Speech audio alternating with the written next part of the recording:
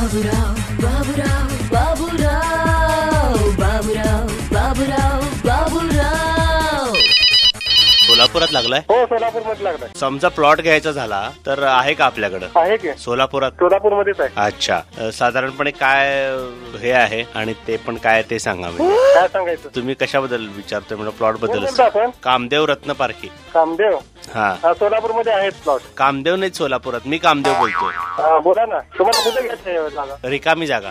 रिकामी जागा कुठे घ्यायचं आहे? पण कुठं घ्यावं? मोकळी जागा असेल तिथे शक्यतो घेतात ना प्लॉट. मोकळी जागेतच आहे जागा. तिथं बांधलेलं वगैरे नसेल ना? बांधलेलं नाहीये, फक्त ओपन जागा आपण दिसतो. म्हणजे रिकामे प्लॉट विकत नाही तुम्ही?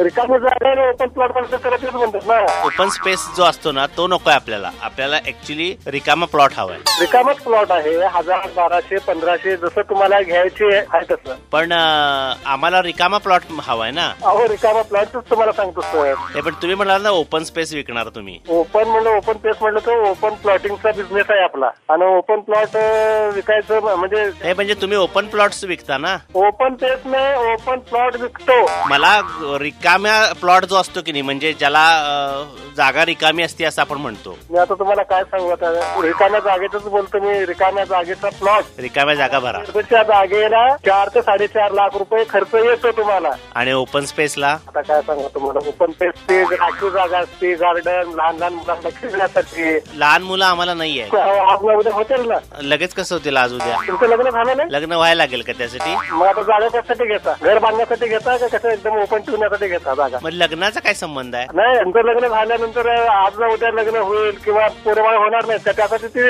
राखीव जागा. बरं, तुम्हाला नाही झालं तर आजूबाजूची जे घेण्यात त्याला तर होतील ना. मला नाही झाले तर असं कसं तुम्ही म्हणता? अरे बाबा, काय आता डोकं दुखा लागलं बाबा. काय सांगू तुम्हाला मी? प्लॉट बद्दल सांगितलं तर बरं होईल. माझं लग्न, माझी मुलं बाळ ह्याच्याबद्दल तुम्ही काय काळजी करताय असं म्हणतो.